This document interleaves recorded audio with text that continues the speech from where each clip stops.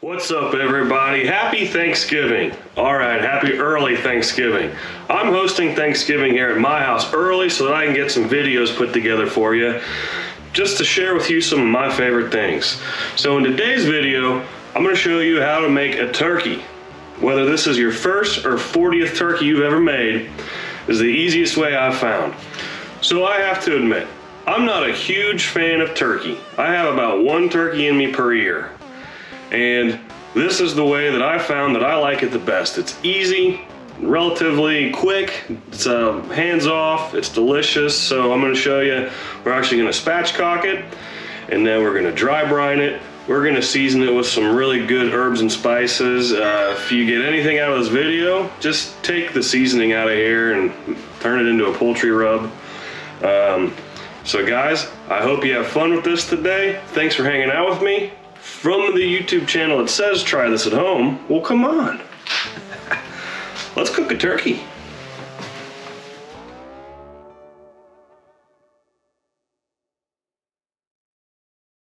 All right, we're going to start out by spatchcocking our turkey. Now, spatchcocking, by definition, is removing the spine out of the turkey. So here is a quick warning. If you do not want to see this, you need to go into the description below and skip this chapter. If this is not something you want to learn or see, that's fine. It is a little graphic. If you have a thing against bones, that's fine. No judgment here. Just go ahead and skip this chapter. I will say, to kind of help you get through it, if this is something you want to learn, I have removed the audio, so you cannot hear it in the video, and you can still learn how to do it. So, without any further ado, let's go ahead and start getting this going. All right. Okay, so the first thing I'm going to do is just tidy up some of the factory trimmings here, making it easier. And with this paring knife or boning knife or fillet knife, I'm just going to go ahead and kind of mark my lines. And it's going to give me a nice even cut pattern. And once you do that there, what you're going to need is a nice hefty pair of kitchen shears or scissors. Now, to be honest with you, these have probably met their match. They could stand to be replaced. They're sturdy enough, but not expensive enough to not just replace them. As you can see here, I kind of ran into this bone or spine. It's like bionic, like this is iron turkey or something. So here shortly, you're actually going to see me struggle so much that I end up going to get a new tool. So that's okay. Another do as I say, not as I do moment. Sometimes scissors wear out. I think that's a saying. So after I struggle enough, it's just this one place. Like, the scissors have given up the ghost there. So I go into my hunting kit and get my actual poultry shears and, well, made pretty quick work of that. So, lesson learned, that's fine. So what you want to do, once you have the spine removed from your bird, and this works typically better on a flat surface, so I put it on the countertop and you push down on the breastplate, kind of breaking it open.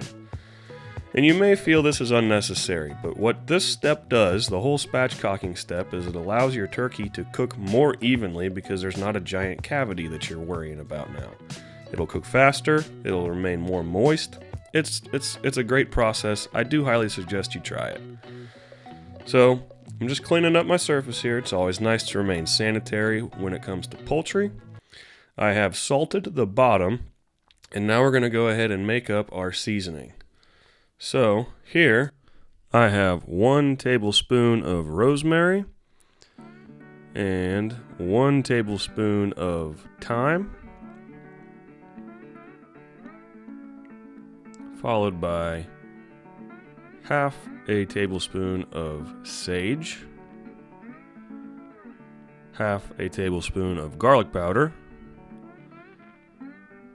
and then gotta open a new thing here, half a tablespoon of onion powder, and my new favorite pepper for poultry is white pepper, a half a tablespoon of that. All the salt will already be on the bird in the form of dry brining. So then you're just going to go ahead and give that a nice mix. I found that this ratio worked perfectly for this bird, which I believe is 12 to 14 pounds. You'll find out later that I lost the tag for it, and I have no idea how big it is, which is really great when you're trying to run a cooking show. Nope. Anyway, so now the bottom is salted and seasoned. We're going to do the same thing to the other side. And this might be why turkeys are so difficult, is there's so many contours and shapes and crevices, and it's hard to get your flavor in everywhere. That's okay. We adapt and we overcome. So I'm just using coarse kosher salt here, and then with the seasoning I just made, just go ahead and get it evenly dispersed the best that you can. Oh yeah, this is gonna be good. This seasoning is incredible. I highly recommend that you try this. You'll love it.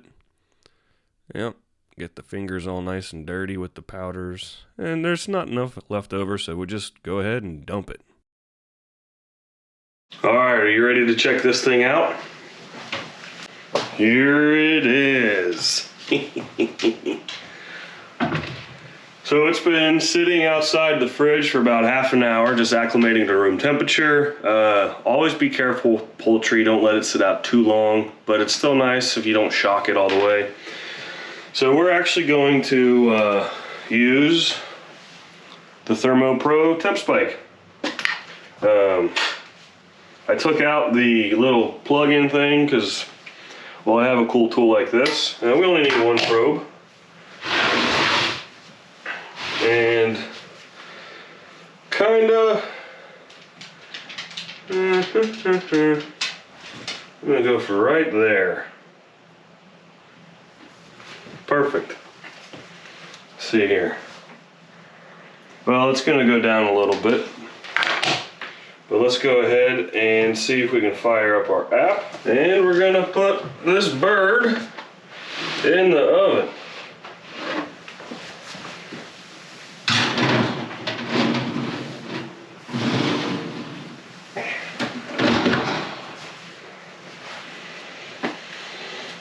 It is 3:05 in the afternoon. I'm aiming to eat around 4:30.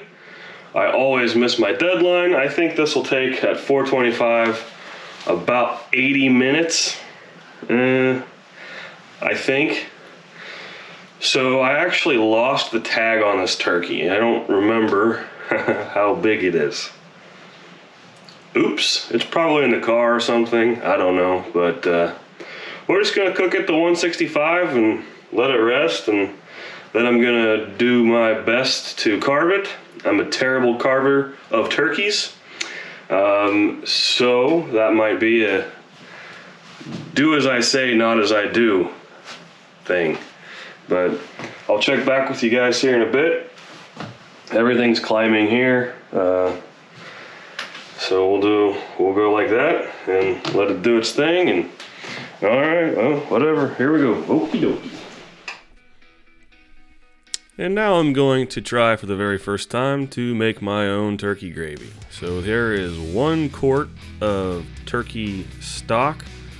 All I did to get that was all the trimmings and stuff that was inside the turkey from the store. I put in an Instant Pot for half an hour. I gave it about a 10-minute natural release, and then I did a manual release for any remaining pressure, and then I strained it, and it was actually really good. I put in a couple cloves of garlic and an onion and just a little bit of salt and pepper, and it was fantastic. So 1 quart or 4 cups to a half a cup of all-purpose flour. I heated it up to medium, and then I just whisked in the flour nice and slowly, trying to avoid clumpies. And I did learn that if you let it sit too long, it'll basically become ruined. So you gotta keep on just keeping on right there. Just whisk, whisk, whisk, stir, stir, stir. Really just, you're about to have some calories. So you can exercise a little bit here and just whisk away. So This actually turned out to be really good.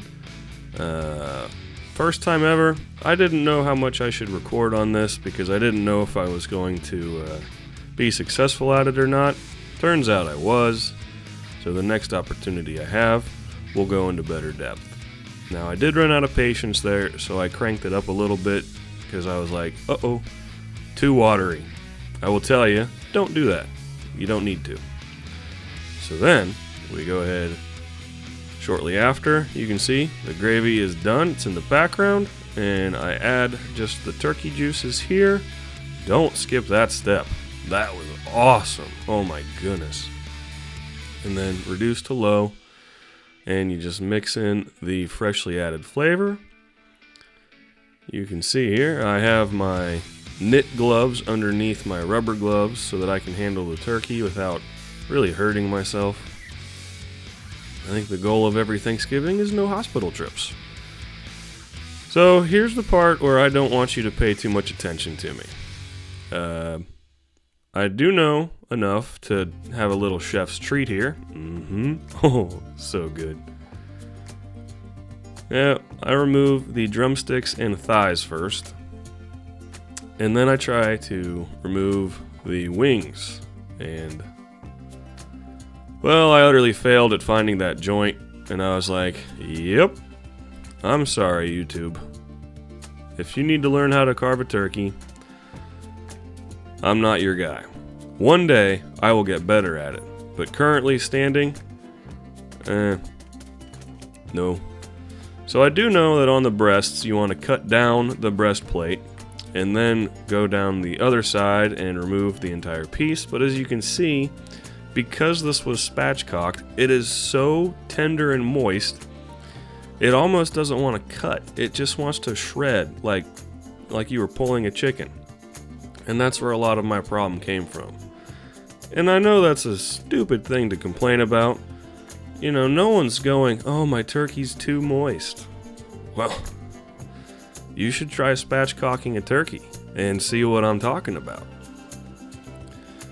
So anyway, I just end up kind of doing the best that I could, pretending that we're at a barbecue and just pulling and shredding and doing the best with what we got.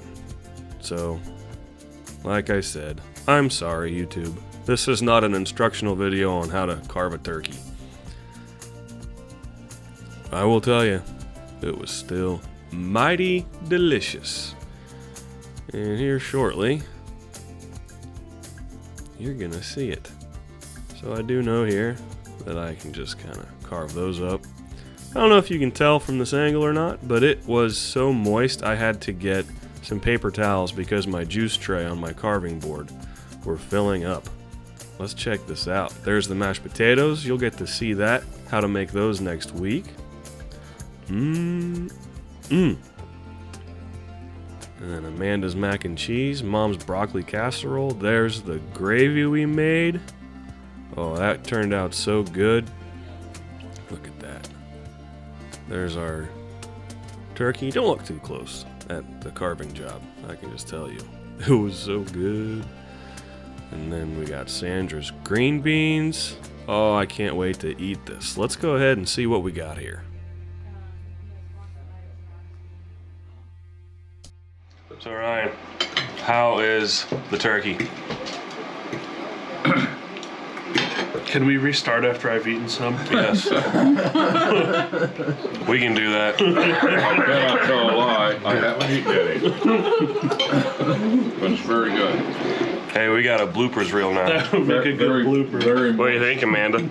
I love it, especially with the red wine. Mm-hmm. Have you had the mashed potatoes yet?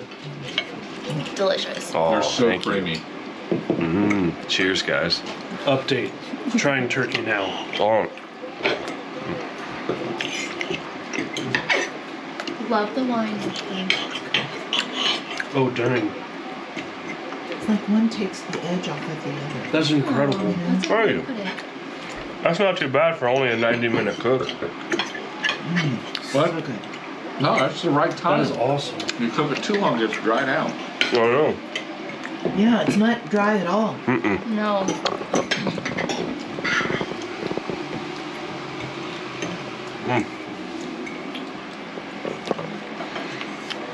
I love green beans. I do too. Yeah. Those are good. Very good. Thank you. Thank you. Oh, I missed the green beans. No, Senator. I missed the green beans. I Oh, do does too. she see the cat? There's a cat out there. I don't know. Went across the street. I do not feel like that cat's gonna come back here.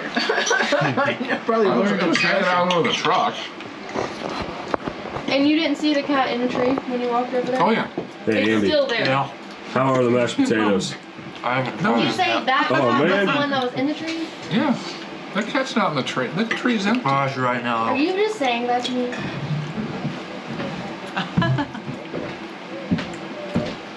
Those are good mashed potatoes. Yeah. Folks, Very creamy. you heard it here first. It is Andy approved recipe. Sandra, what's your favorite part? Being here with Daniel. Oh, come on. No, not even the stuff that I cooked. What's the best part? What did you bring? Green beans. I know, I love them. They're pretty good. And the rolls. Oh, and You gotta show them smashed how to. pink Hawaiian roll. Smash She's them. a little Around the weird. front was the tree You gotta cat. smash them. They taste 10 times better smashed. Okay. It condenses the flavor. No, they gotta be fluffy. Mom, what's your favorite part? You have less surface area for butter when you smash it. the whole thing Awesome. is amazing. And I'm here with my family. Yes, you are. Yes, I am. Yep. When you brought the broccoli, you want to tell that story? Where'd that recipe come from? That recipe is from my mother. And it is not diet food Yeah, at all. it's got some cheese in It's it. got cheese, yes. Water chestnuts, broccoli, peas, Yeah. mayonnaise, cream of onion soup. I did Oh. add onion to it. And it is just really outrageous. It's lovely. It is. And we made it on the smoker. Yes, That's new. that's new. It was cooked on this smoker. Oh, and the top of it is those onion crinkles. Onion crinkles. Fried onion crinkles. Made my first one. Yeah. Yes. So, I love it. I love it. It's delicious. I love you all. We love you. Amanda, tell us about your macaroni and cheese. Oh man. Well, it's a bunch of cheese mixed together with some milk, and then you bake it with some Ritz crackers, and voila. You make it sound so easy. Oh, it's super easy. We should do an episode together. Yeah, definitely. Definitely. What did you bring, Ryan? I love it. He did cut the brownies. Give yourself credit, Ryan. That's true. Guys, thank you so much for hanging out with me today. I hope that you have a happy Thanksgiving from my family to yours. Until next time, be well.